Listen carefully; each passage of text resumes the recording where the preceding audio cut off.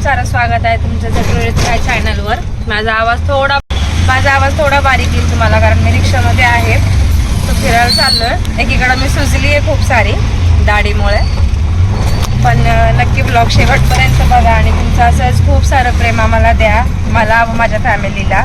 तुमच्यासाठी मी रोज नवीन ब्लॉग घेऊन येते। शॉर्ट व्हिडिओ तर रोज माझे पोस्ट होत आहेत, मोठे ब्लॉग्स मी 8 महिन्यातून 2दा करते पोस्ट।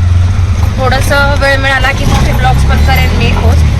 सो नक्की ब्लॉग शेवटपर्यंत बघा। पुढे कुठे चाललोय, काय करतोय आम्ही, काय नाही। तनुष बसलाय, तनुष हाय कर।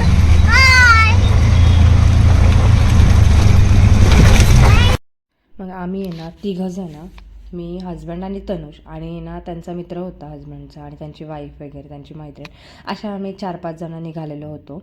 आणि अचानकच म्हणजे खूप कंटाळा आला होता घरात बसून। म्हणलं कुठेतरी फिरायला जा, मूवीला जायचं होतं, मूवीचे तिकीट्स काय मिळाले नाही आम्हाला। त्याच्यामुळे मग मी यांना म्हणलं चला आपण केतकावळा बालाजी किंवा नारायणपूर दत्त मंदिर वगैरे जाऊ। मग आम्ही अचानक 2 वाजता दुपारी निघालो आणि मस्त दर्शन करायला निघालो होतो। इथे घाटाचं काम चालू आहे, तसं कोणी पण येतान तर हळू या आणि ना म्हणजे काळजी घेऊन या, कारण अक्षरशः डोंगर फोडून काम चाललं आहे। रस्ता वाढवत आहेत खूप, आणि खूप जास्त गर्दी पण होती काल हॉलिडे असल्यामुळे, पण रस्त्याची अवस्था खूप बिकट आहे।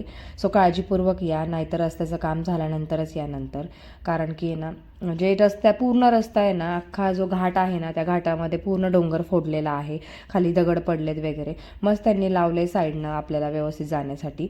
पण शक्यतो फॅमिली घेऊन येत आहे तुम्ही, आणि 2 व्हीलरवर पण येत आहे ना, तर पोरं वगैरे काय करतात, खूप गाडी फास्ट वगैरे, तर खरंच दमानी या, नाहीतर शक्यतो घाटाचं काम झाल्यानंतरच या। असा लाईनशीर घाट लागला होता मस्त। ही विठ्ठलाची मूर्ती बघा, खूप सुंदर दिसते ही, आणि दरवेळेस मला इथून जाताना खूप छान वाटतं। त्यानंतर पोचलो आम्ही नारायणपूर मंदिर, दत्त मंदिरात पोचलो पहिले, आणि आज होता सोमवार आणि त्यात होता हॉलिडे 26 जानेवारी, त्याच्यामुळे सुट्ट्या होत्या लोकांना, तर खूप जास्त गर्दी होती।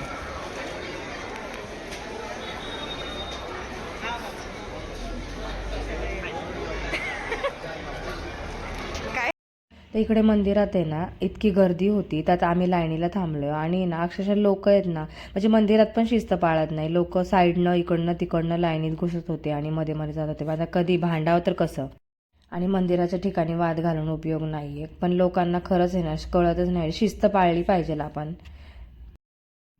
आता इकडे तर दर्शन झालं आणि खूप छान झालं, प्रसन्न वाटत होतं। आता शेजारी जे महादेवाचं मंदिर आहे, म्हटलं तिकडे जावं आणि तिकडून दर्शन घेऊन नंतर मग केतकावळा